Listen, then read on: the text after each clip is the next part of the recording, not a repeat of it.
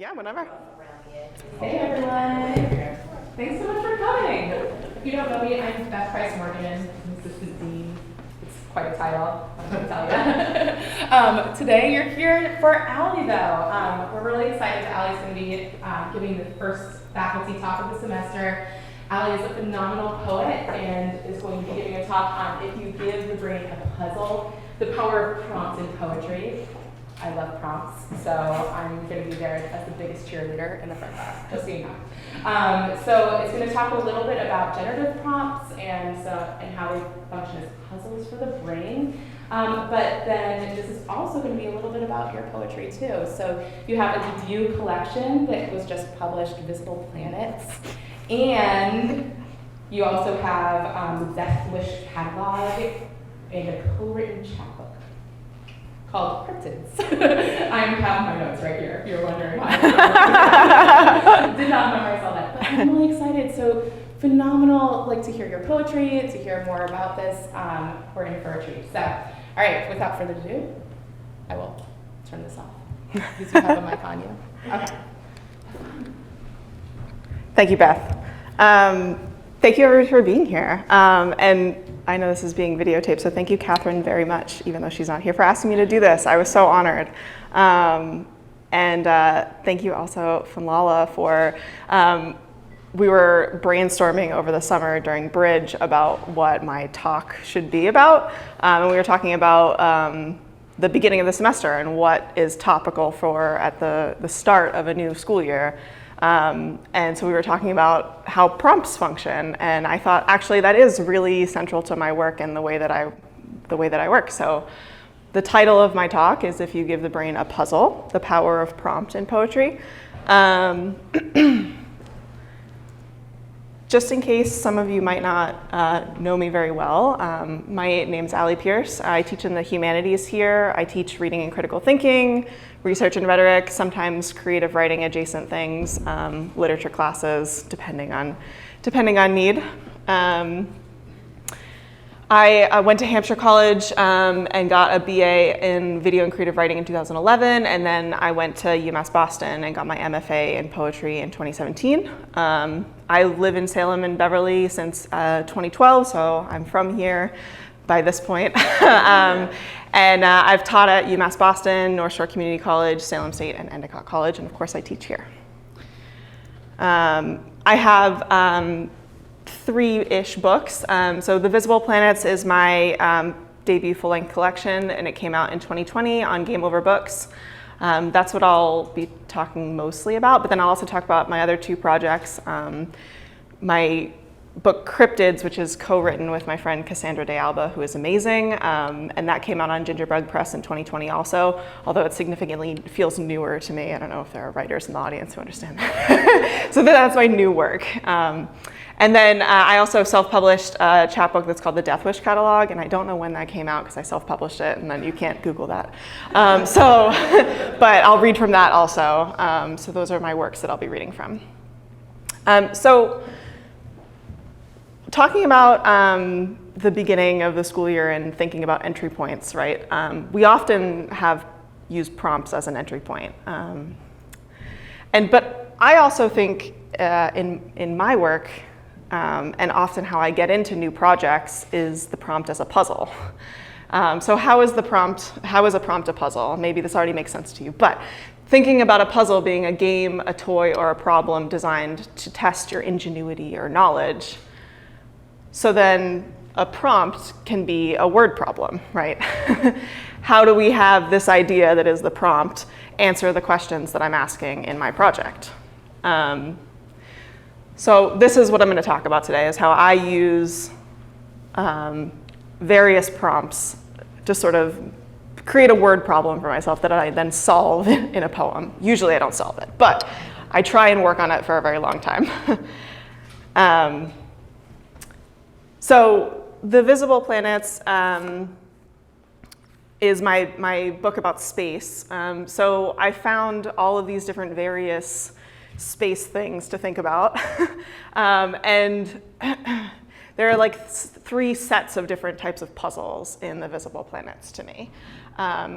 And the first one, which is a really great prompt to me, is that NASA publishes an image of the day. Maybe you're familiar with this, but they title them really beautiful things. They're really beautiful pictures of space, first of all, but then they title them really engaging things. So for instance, this one is called Hubble Captures the Ghost of Cassiopeia. Right, like they're just begging for poems to be written about them. And so then, I'm gonna try a dangerous thing here where I click out of my slideshow. But so then, they publish these all the time. And so here's one that came up the other day. Hubble examines a busy galactic center. Right, they just have kind of stories to them. But then even if they didn't, the images themselves have such generative quality to them, right? You can approach it and think, okay, how does this speak to whatever I'm thinking about? So I'm going to read you Hubble Captures the Ghost of Cassiopeia. I didn't think this through with the microphone and holding the book. All right. So this is the picture. Here, the queen is seen with her hair piled high, frosty blue wisps pinned together, her robes pooling on the sky floor, swirled around the seat of her throne. Her cheeks hold a blush of laughter, her skin pricked with rose gold jewels. She looks flawless underneath Polaris, her shroud loose about her shoulders like she hurries nowhere, dresses for no one. We wonder, where in this picture is the ghost? Most would tell us it's the light spread of frosting, the iridescent river nearest the edge that mimics a body. But what if the ghost is the biggest dark spot between her pale arms? The absent center, the whole image bends around. Or what about the disparate brightest points, the spots that bleed the camera's pupil into X's? Anyone who's held a death knows how infinite it becomes, light years of hydrogen sparks in a dark sky. So there's a bunch of poems in this book for pictures from this NASA image of the day. But as my investigation into space things continued, there were, of course, other sources that then came into the picture. So I had a friend who was like, oh, my dad is an astrophysicist. And I was like, what? And then he was like, he published this book that's called The Handbook of Space Astronomy and Astrophysics. And I was like, I need that. And he was like, well, it's not like a fun book. He was like, it's a manual, it's a reference manual for people who operate telescopes. And I was like, yes, I need it. And so, as my brain does, right, I just want to seek to understand through writing. So there is a large portion of this book that is me trying to muddle through thermodynamics and astrophysics that I don't understand, but trying. And so the glossary of this book was endlessly fun to me, as well as a lot of the space math. So I'm going to read you two of my space math poems.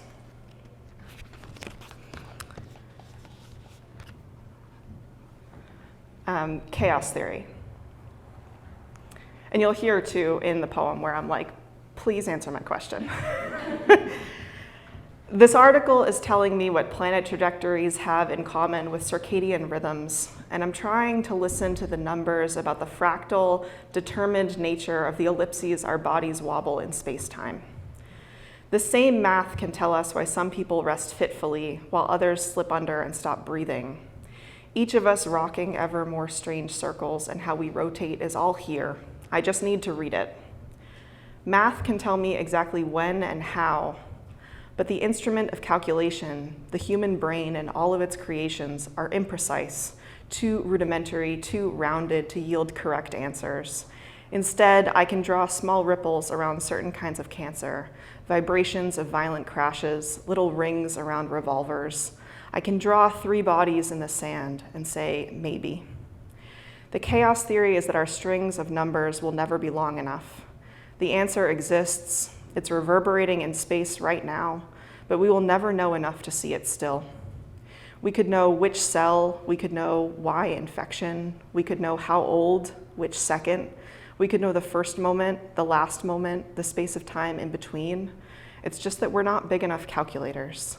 So all we see are revolving scribbles on a screen, ghosts wobbling in the sunroom, 3 cars rolling through fog, me sleeping in the waiting room at 13 and at 24, the film skipping, blue eyes, a mouthful of M&Ms, a mouthful of glass.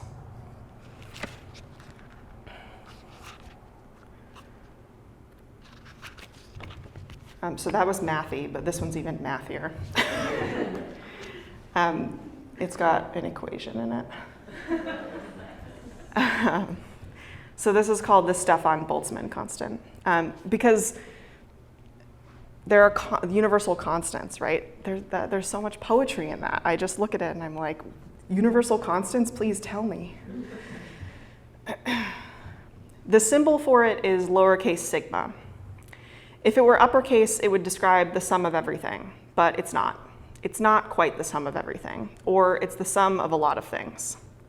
Sigma equals 2 pi k sub b to the 4th over 15 h to the 3rd c squared, where KB is birthplace, coordinates, parenthood, element of origin, environment or the Boltzmann constant unmeddled, energy at the particle level. H is the Planck constant, or how far in life we got until our first major trip to the hospital, her knee surgery at 15, her body on the stretcher in the living room at 18, me not yet. H bar is the reduced Planck constant, general wellness, pallor, gastrointestinal health. R is the universal gas constant, the firing and misfiring of cells in the body and its ability to cannibalize. N sub A is the Avogadro constant, or her draw to the city of Boston, how she named the Citgo sign her new North Star, and later bandanas on her bald head under her Red Sox cap. A of RE is the relative atomic mass of the electron, or if our lives have meaning. M sub V is the molar mass constant, or my resistance as a younger sibling to follow the older. R infinite is the Rydberg constant, or the number of cigarettes I will smoke in my lifetime, which includes while she had cancer, as well as after she died. Alpha is the fine structure constant, the value of the affinity between me and myself, if I can hold on or not, expressed in bottles of amber. C is the speed of light, or the number of days we will mourn. And this finds us the radiation density of any body, how rapidly it increases and why it can decrease, how to determine the amount of heat a body will give off in a lifetime, or why another needs no radiation at all.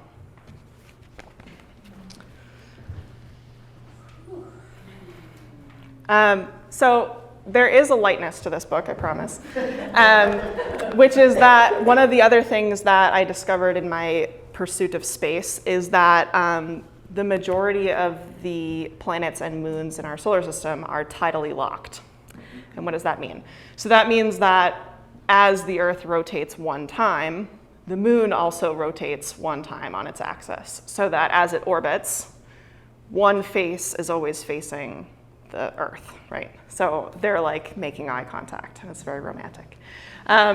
So not all of the planets and moons in our solar system are tidally locked, but a large portion of them are. So I have a whole series of sonnets. So that's another part of the puzzle, right? They had to be sonnets for these tidally locked bodies.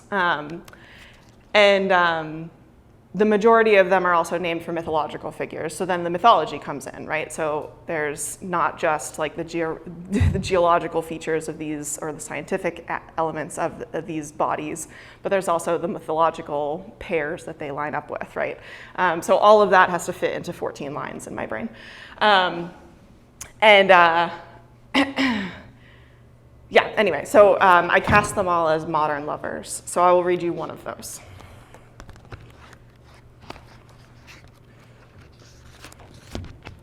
This is Jupiter and Ganymede, and of course Ganymede is the largest moon, so this is the most important X. Jupiter downplays the extent of his gang ties as long as he can. The first time he's shirtless near Ganymede, his chest tattoos ring the room like the presence of his skin, the inkling of touch, an internal flood. Sometimes they fight, shove each other, smoke hole, grapple and tackle each other, no blood. Jupiter's eyes all moonshark and crescent roll. The guns appear, stolen cars, nights of black splatter on his shoes when he finally shows, hours late, Ganymede with tears choked back as Jupiter lists the steps to dispose of a body. He hangs, grinning from Ganymede's skylight, taunting, then flops onto his sheets. I meant to ask, are we supposed to have time for Q&A? I don't know, who's running this? Okay. Okay, thanks. I didn't this was the biggest section. The other ones I'll read out just a few from, but so I lured you here by telling you that I would give you generative exercises as well. So these are the exercises that I essentially gave myself that I then wrote for you. So what is an area of interest what is an area of study that interests you? Locate an image bank, maybe a magazine or something posted online related to the subject. Are the pictures titled, described? Use the titles and or descriptions as your prompt, or just describe the image visually and imagine what's going on in the picture. So that's from my Hubble poems. Or locate a textbook about it. Read the glossary for words you don't recognize. Look them up and use them as prompts.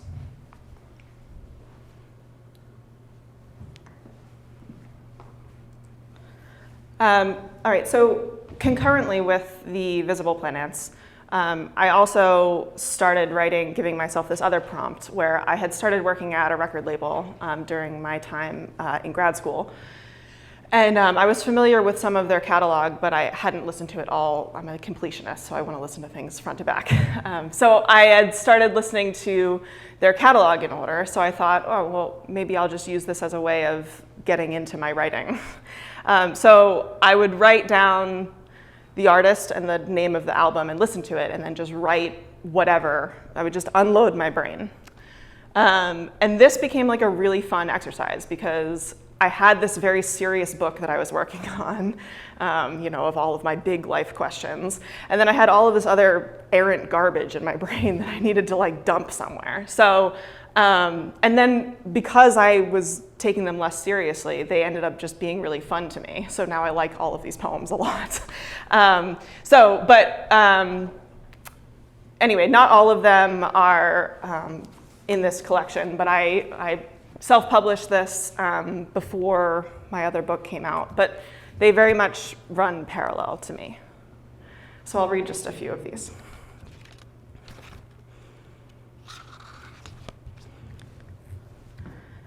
Deathwish 5.5, Jesus Eater, self-titled EP.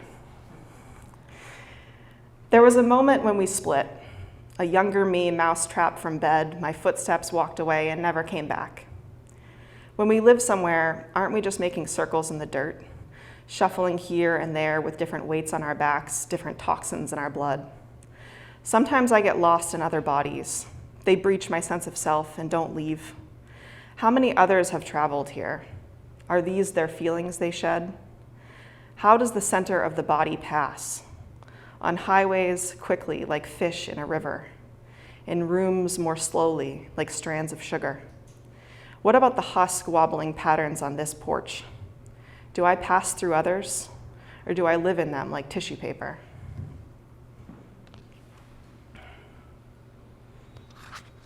All right, and we'll stick with the Jesus Eater ones. Deathwish 10, Jesus Eater, step inside my death ray. They're just fun. Memory is funny, like Oral Schmidt pissing beer through a sprinkled strawberry-iced donut, and my mother with fish hands around the throat of our blubbering yellow Labrador, Felicia, named after the little girl I met meerkat hunting in Utah. In the present past, the dog is vomiting, gurgling fountains, I'm hiding. She wants to eat it, barks, it's mine. She's dying and confused, gnashing teeth at my mother, and I'm the one blubbering, and the dog wins, maybe. In the past, I wrote a failed metaphor about this, the last frightful act of my suffering yellow lady. But was it? No. There was the night they left us at Friendly's to go home and clean. Over grilled cheese, my brain assembled the carnage of our kitchen. When they brought us home, I inhaled deeply. eyes vacuuming the empty white room for proof. It still smelled like blood. The dog died soon after, and now she knows how close to death I am, sitting in the kitchen, Aurel holding her PBR penis in one hand, cigarette in the other, fizzy puddle sprawling, me ignoring, heart hammering away.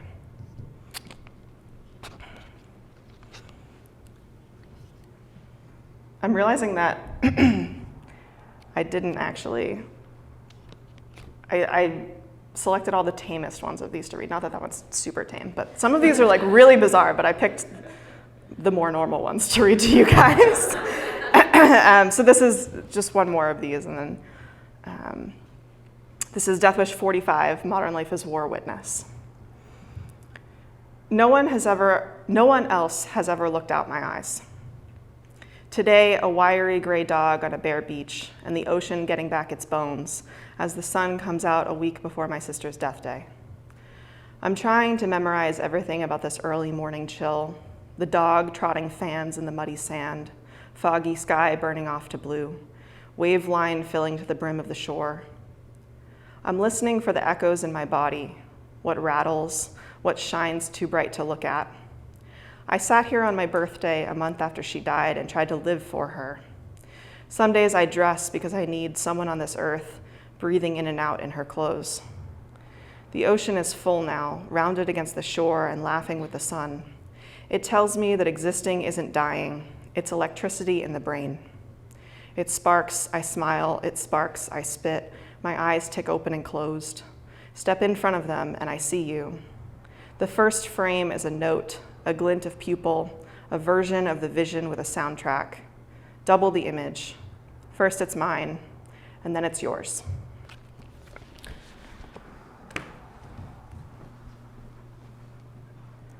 So my exercise for this one is who is an artist or an artist curator that interests you? Maybe a photographer, a fashion designer, or a filmmaker, or a production company, maybe a whole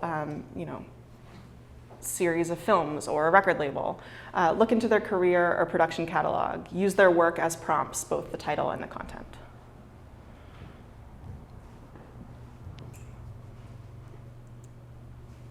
All right, and so the last one that I'll talk about, this is my more recent work, which actually I'm going to expand hopefully into a full-length collection. But this was born, this project was born of me and my friend just wanting to work on something together. So we were like, oh, we should write a split chapbook. And so we were like, okay, what do we both like? And we were like, well, we both like weird hidden things. And so I was like, I'm going to write about sea monsters. And she was like, I'm going to write about famous photographs of ghosts. So we realized that there was this sort of common thread between these topics, right? That we did it intentionally, but where this sort of what pulls us about these things that are maybe we believe in them, maybe we don't, maybe they're hidden, maybe they're out in the open, you know. And the other thing about working on this project that I thought was really fun was I could pretend that I was just writing these poems for her. So then the thought of reading them in public is challenging for me because they're just for her. But because of that, I was like very honest in them. So that's why I think they succeed. But anyway, so I'm just gonna read you two of these and then we'll wrap up and have some questions. The Kelpie. Another year ignoring the dead horse at the bottom of the pond, the boy beneath me who told me how his nickname is the only thing that comes to me. And now that I know more about myself and the nature of Kelpies, I understand why that afternoon drags me out to sea, why it's years later and my entrails are still lapping in the shallows of that pond.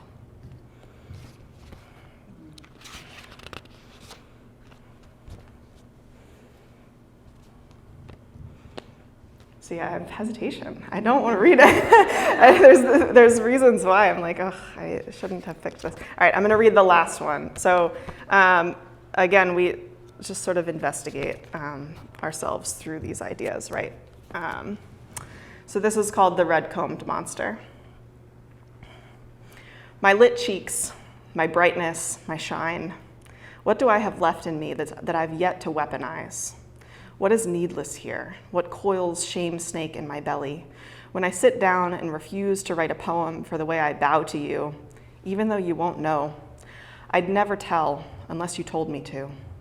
All the old monsters lurk in dirty water, oil-slick bays. It's these new monsters, the ones beginning to know their own names, the ones that hear them called and rise to the surface to stare us in the face.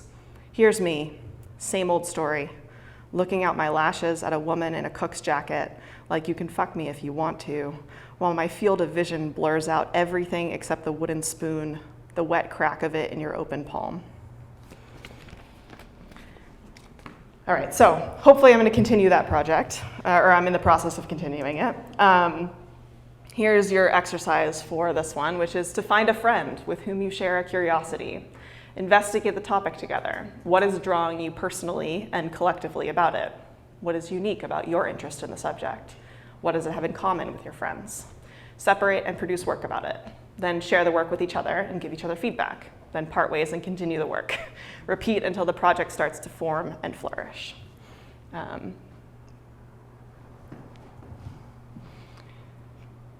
So just to loop back to the beginning, right? Thinking about the puzzle as a game, a toy, or a problem designed to test your ingenuity or knowledge, right? Test your creativity.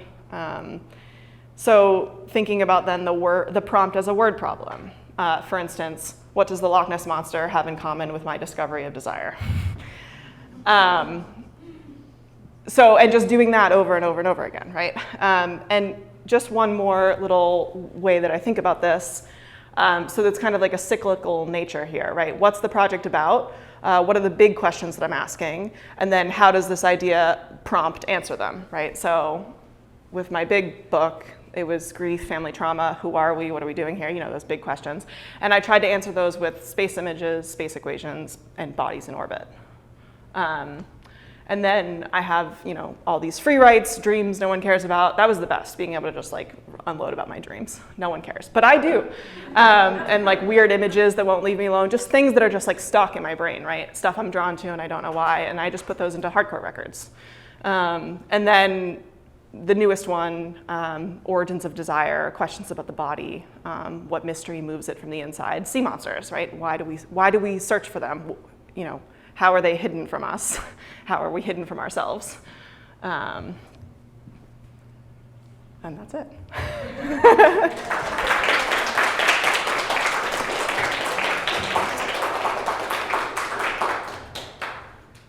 All right, I think I did good. Okay. I can take questions, or I don't know, not. Just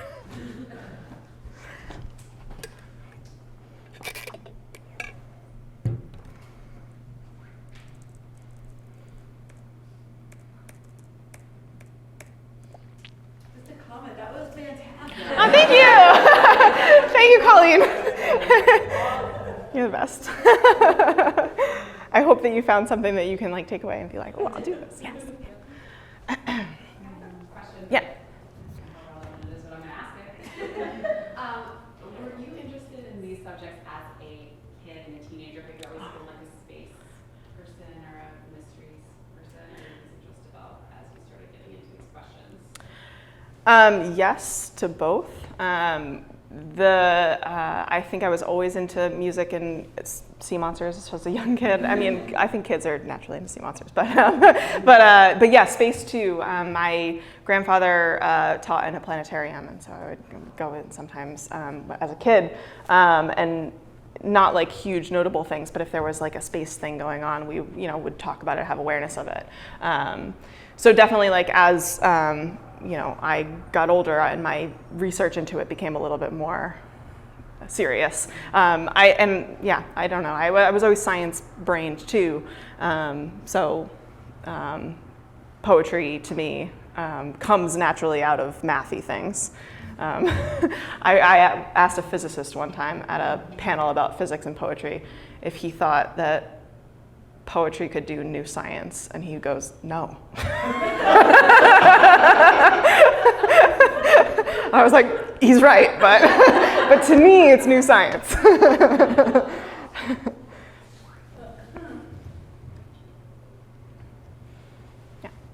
What is your general reaction if the prompt isn't working out for you? Do you cycle back to it eventually after reading it for a Ooh. So I think it depends on which project in my brain it is. Like with the hardcore records, like if I looked at one and I was like, nah, there's nothing here really, I would probably just move on because there was 250 records to listen to. But for ones where it felt maybe a little bit more important, I've definitely revisited things a bunch of times because, right, whatever you come to with that day could be different entirely. So the prompt is not necessarily failing me as much as like, maybe the day is just not working out. And I have too like a bunch of like continued, like, so they're titled the same thing. So the prompt would be, used again and again.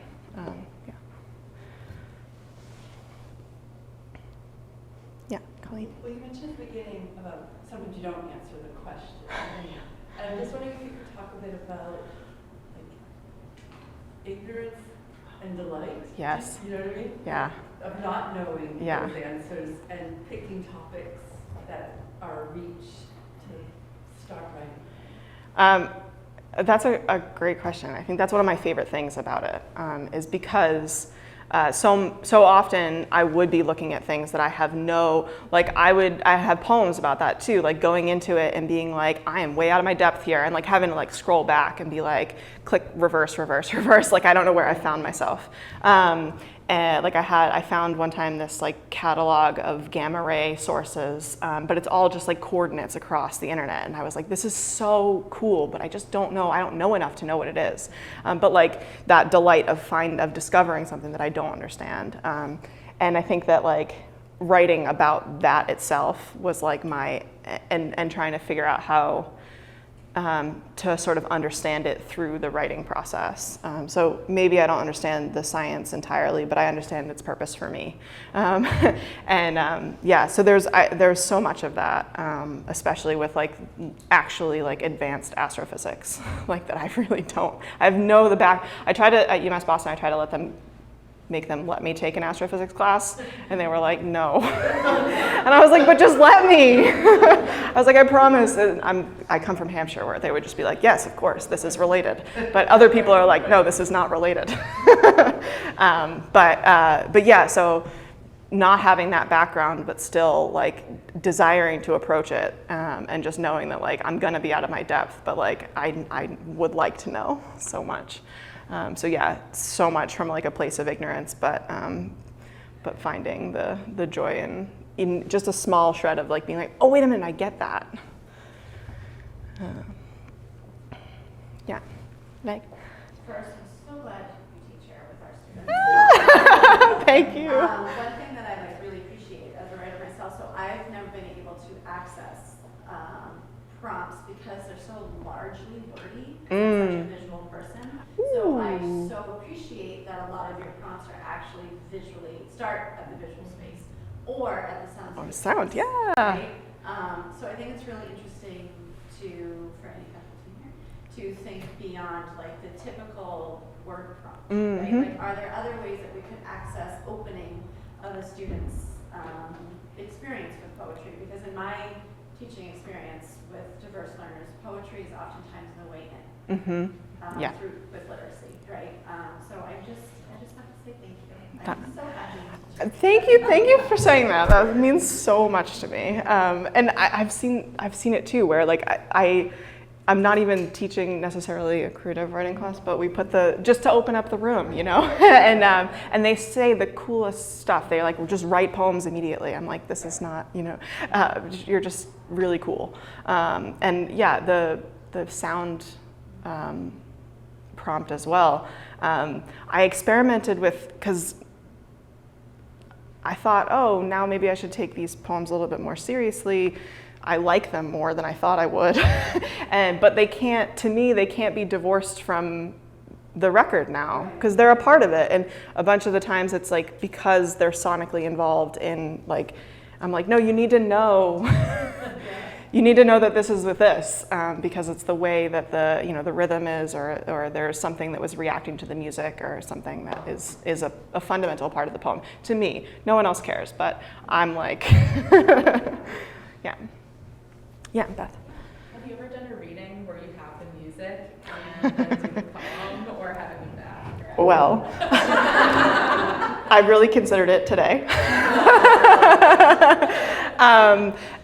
No, but I have done a reading with music. I've actually, when my big book was coming out, I got to go on tour with some bands, which was really fun. And so I got to read, like, there were like 2 bands that played, and then I got to read poems, and then there were 2 more bands that played, and it was so fun.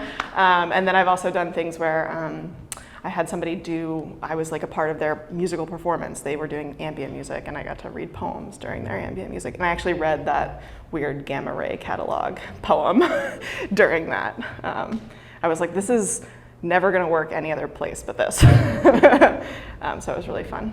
Yeah, all right. I think that we're almost at our time. But thank you all for being here. You guys are so great.